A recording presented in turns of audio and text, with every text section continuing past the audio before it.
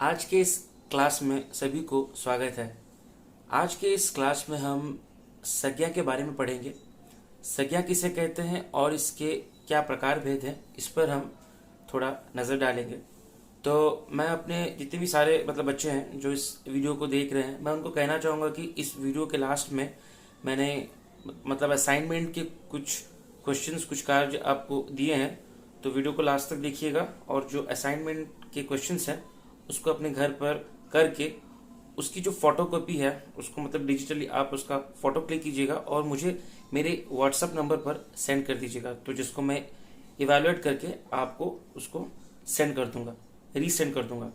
ये जो वीडियो है बेसिकली मैं इसे अपनी जो यूट्यूब चैनल है उसको उस पर मैं अपलोड कर रहा हूँ। तो आप पर्सनली आपके जितने भी डाउट्स हैं तो आप उसको कमेंट सेक्शन में अपलोड कर सकते हैं, तो मैं उसका रिप्लाई वही कमेंट सेक्शन में आपको दूंगा। तो अगर उससे भी अगर आपका डाउट क्लियर ना हो तो आप पर्सनली मुझे मैसेज कर सकते हैं मेरे व्हाट्सएप नंबर पर। तो चलिए आज का जो ये क्लास है इसे शुरू करते हैं।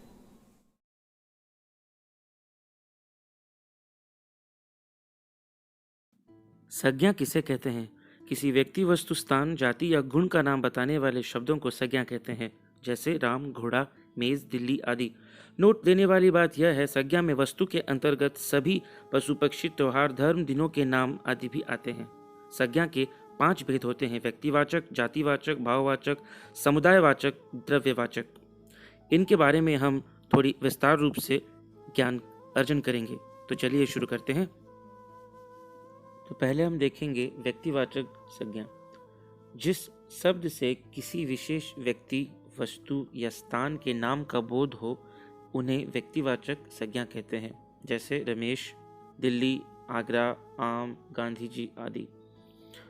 नोट देने वाली बात यह है, व्यक्तिवाचक संज्ञा के अंतर्गत सभी व्यक्तियों के नाम, नदियों के नाम, फूलों के नाम, त्योहारों के नाम, शहरों के नाम, फलों के नाम, पर्वतों के नाम, पुस्तकों के नाम आ जाते हैं, जैसे हिमालय, बाइबल, दीपावली, गुलाब, गंगा, कानपुर, भुवनेश्वर, कटक, पुरी आदि।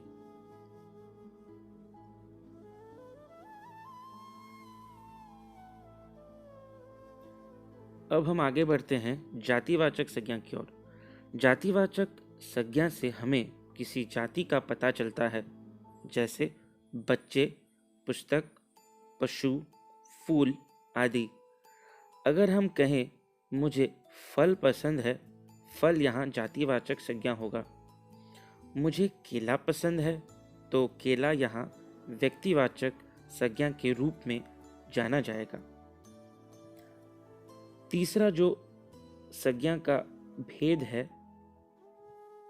उसे हम आगे जानेंगे।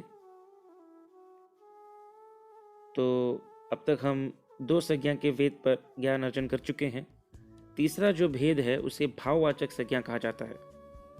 भाववाचक संज्ञा जिन शब्दों से हमें किसी व्यक्ति या वस्तु के गुण, दोष यानी उनकी दशा के विषय में और किसी के मन के भावों के बारे में पता चले उसे हम भाववाचक संज्ञा कहते हैं, जैसे कि मिठास, कड़वाहट, वीरता, ईमानदारी, खुशी, दुख, बचपन, बुढ़ापा इत्यादि। अब हम बढ़ेंगे, तीसरे जो भेद है उसे हम समूहवाचक संज्ञा कहते हैं। जिन शब्दों से हमें किसी समूह का पता चले वो समूहवाचक संज्ञा कहलाता है, जैसे झुंड, सभा, सेना इत्यादि। चौथे भेद की ओर हम बढ़ें तो उसे हम द्रव्यवाचक संज्ञा कहते हैं। ये संज्ञा हमें किसी द्रव्य या तत्व के बारे में बताती है, जैसे लोहा, सोना, पानी, दूध, घी आदि। तो इस अध्याय में आपने संज्ञा के बारे में जाना और उसके प्रकार जो भेद हैं, प्रकार भेद के बारे में जाना।